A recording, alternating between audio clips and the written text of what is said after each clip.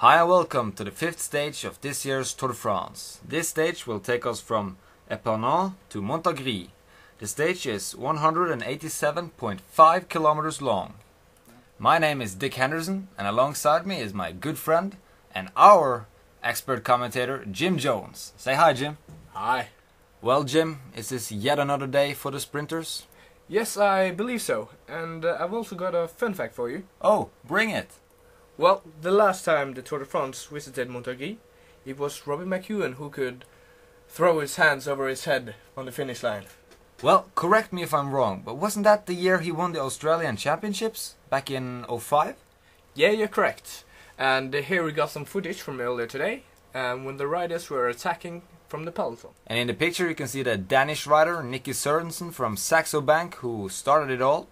He also got company from 8 others. One of them were Leonardo Duque from Cofidis. The pace was really low the first hour, and the breaker riders managed to get a magnificent gap.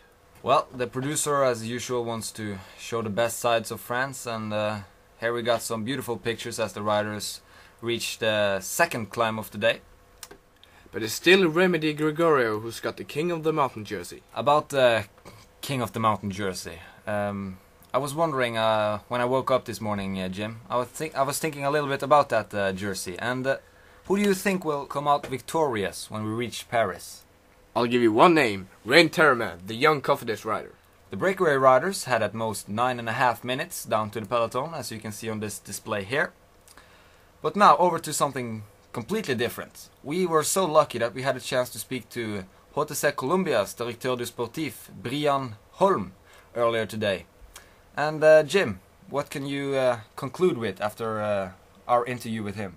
Well, he was really emotional after Mark Cavendish finally got his first stage win in this year's tour, and I think it's good for the race that is back where he belongs. And we're now ending the recap footage from earlier today and tuning in live to this fifth stage of the Tour de France. As always, we got plenty of questions from our viewers, and today we got one for you, Dick. And the question is from Neve57, and he's wondering: I saw Vinokurov crashed yesterday. How will that affect his chances overall? And well, can he help Contador? He didn't look so well. Well, it's a tough question. I'm not an expert like you, Jim, but I've been around for so long that I might give you an okay answer. I mean, like, he came 8 minutes behind the peloton yesterday, and I think he's 110% teammate now for Contador. I mean, like, he got no chance of winning overall. But maybe the King of the Mountain jersey is an option for Vinokurov now. But as always, Astana will go for the general classification, and yeah, he will have to help Contador. We just passed the 20-kilometer sign, and I got another question for you, Dick. Bring it. Cadel Evans failed on the cobblestone stage earlier this week, and is far behind in general classification. How do you think this will affect his race? Well, that's a very good question, and yet again, I'm not an expert like you, but I can give a fair answer. Just like Vinokurov, I think he has to go for the King of the Mountain jersey to actually win anything in this tour, or maybe some stage wins, but I think he's out of the GC. I think it's fair to say that. Well, back to the racing, and the breakaway group is now getting caught by the peloton, and they were giving it one last go, but they got no chance. Here we can see the peloton catching them. The peloton is here led by the Cervelo test team and Radio Shack.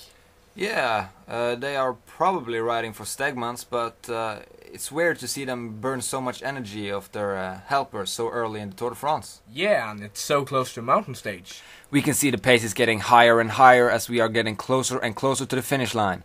We can also see that the sprinter and the sprinter teams are positioning their good men up front.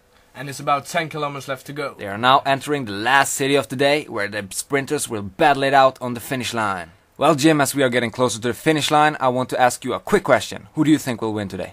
The man who's back in form, the fastest sprinter in the world, Mark Cavendish. And speaking of Mark Cavendish, we can see him here in the middle of your screen. He is sitting on the wheel of Davis. And all the main sprinters are here now, ready to battle it out on the finish line. And as we can see, there are no teams that are dominating the pack right now. It's fair game and all the sprinters are battling and really giving each other elbows to get in the best position for the sprint. It's Hushovd and Benatti who's got the best position in the pack of the sprinters right now, and Cavendish is way back there and the speed is really picking up now, so I don't believe he will be in there for the fight of the #1 spot. Radio Shack is pushing hard in the front right now, and the big question is, who of the sprinters dare to open the sprint first? And it's Edvald Bosenhagen pulling first from the sprinters, and it looks like Thor Hushovd is going straight on the counter-attack. He got Royas on his wheel, and it's Daniel Benatti who is making his move on the left-hand side of Thor Hushovd. Will the strong Norwegian manage to hold off as Royas Gill is trying his luck on the right side? He was beaten by Ferrer, and it's Daniela Benatti taking the stage win. What a sprint, what a sprint. Yes, indeed, and it was the Norwegian rider Thor Hushovd who was leading there for quite a long time before